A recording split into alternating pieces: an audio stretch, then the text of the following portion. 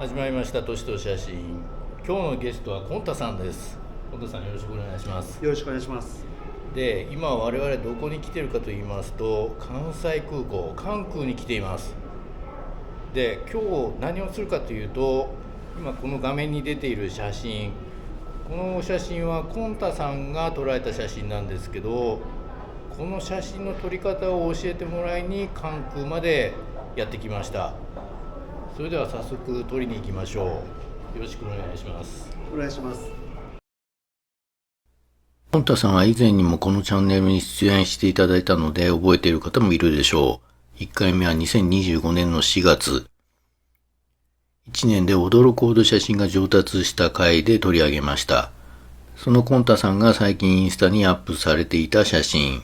この写真を撮った場所に案内してもらっているところです。で、実際写真撮った場所はここなんですけど、ちょうどここです。あ、ここですね。このラインです。めっちゃ綺麗ですね、ここ。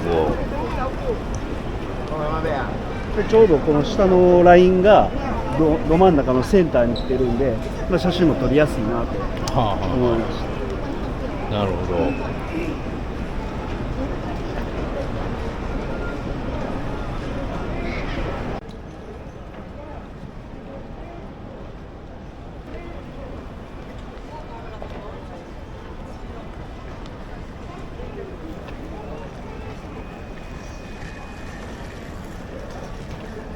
はい、撮れました。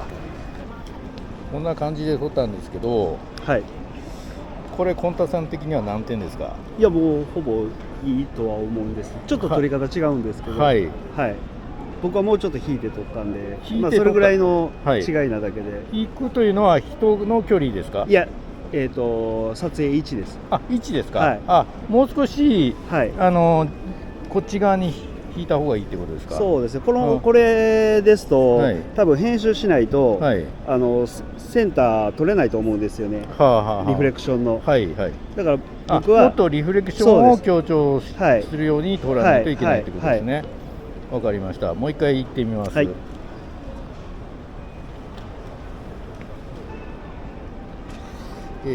こんな感じで撮ったんですけど、はいはい、だいぶいいと思いますけど、はい、ちょっと気になるのが、はい、横のラインと、はい、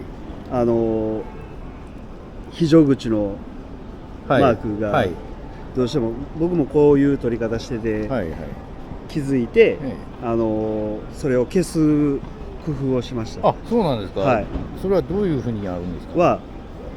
もう地面にスレスレに持っていくんですよ。ああ、もっとスレスレにやると、はいはい、ここに今見えているこの非常口のマーク、これが消えるんですね。はい、なるほど。はい、下のラインがもっと強調されて、はい、奥にズドーンと行くようになるんです。なるほど。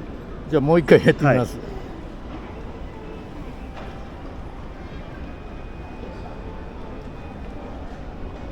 はい、これはどうでしょうか？はい、だいぶいいと思います。まだちょっと入ってますか？これはもうこれぐらいだったら大丈夫ですか？そうですね。でも白黒にしたらだいぶ見えなくなると思うんですけど。あ、そうですか。はいはい。あとはもう今人がちょっと多くいるので、はい、もう少し人が少なくなってからもう一回挑戦してみたいですね。はい、じゃあしばらくここは、開けてもうちょっと別のところに行ってみますか？はい、はい、ここまでおさらいしておきます。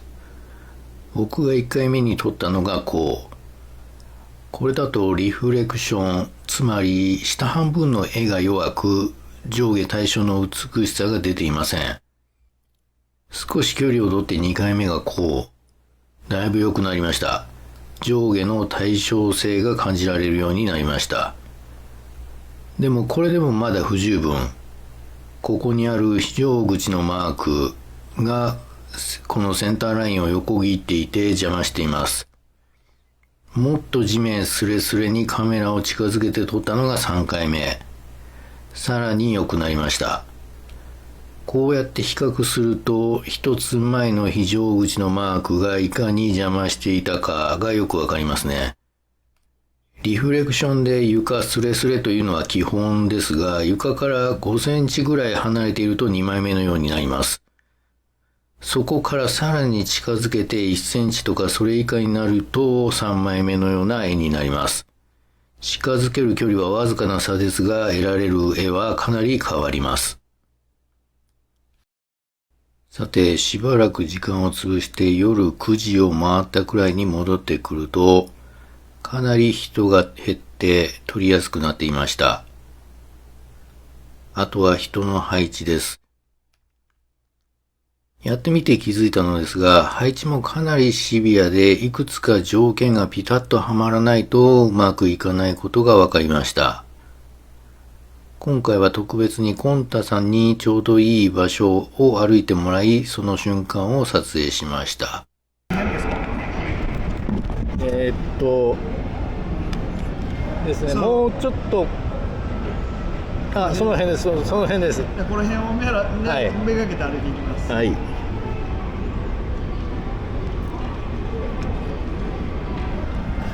なんかね、足が分離できないですよ。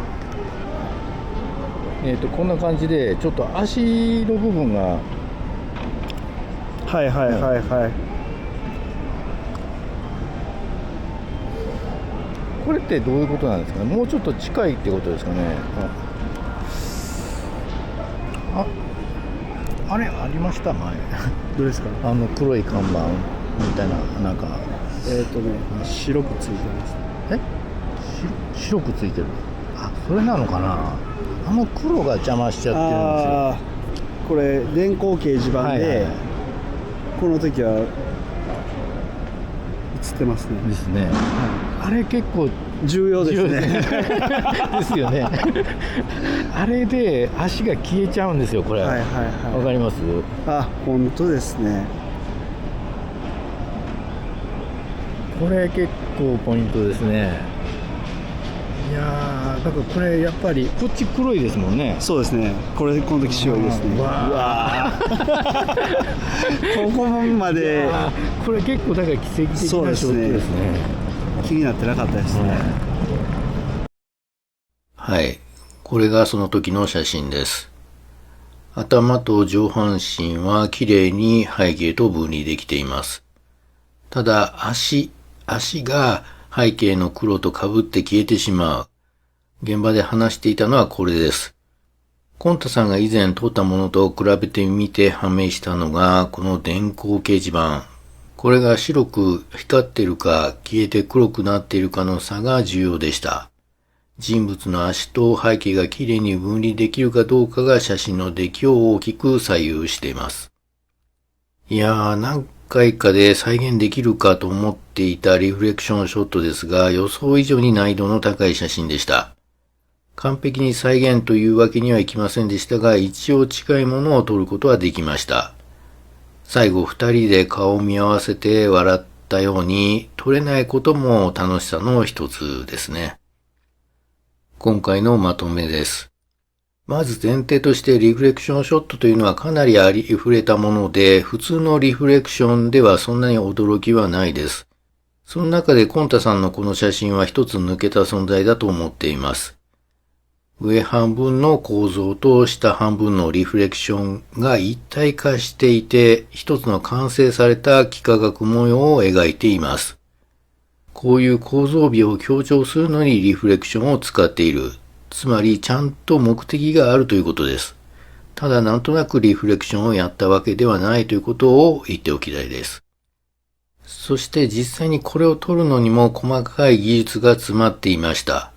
それは僕が撮った最初の3回と比べてもらえるとわかると思います。まず一つはちゃんと上半分と下半分が均等に入るように撮影位置を考えるということ。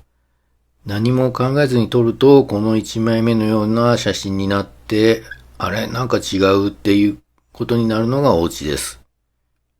上下の対称性がうまく撮れたと思っても、さらにそこで不要なものがないかを見つける目が必要です。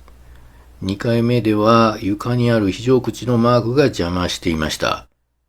カメラを床から5センチに近づけるか、1センチに近づけるかで見える景色が変わります。あとは人が少なくなるまで待つ、そして理想の配置になるのを待つという忍耐力です。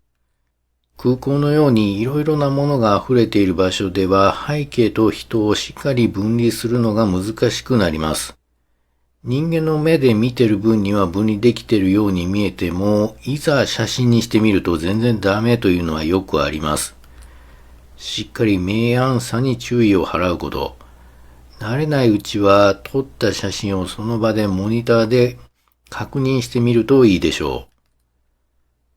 あと今回の事例のように電光掲示板が消えてるか光ってるかという運の要素も必要です。コンタさんは3時間くらいかけて撮ったとおっしゃってました。それは逆に言うと、待てばすごいのが撮れるという確信があったんだと思います。そうでないと3時間も待てないです。完成を見通す力。僕はそれも技術の一つだと思っています。見通す力があるから待てる。そして待ってる間に少しずつ構図をブラッシュアップできる。ストリートフォトでは突き詰めれば突き詰めるほど機材の重要度は低くなります。今回の動画が皆さんの刺激になれば幸いです。それではまた。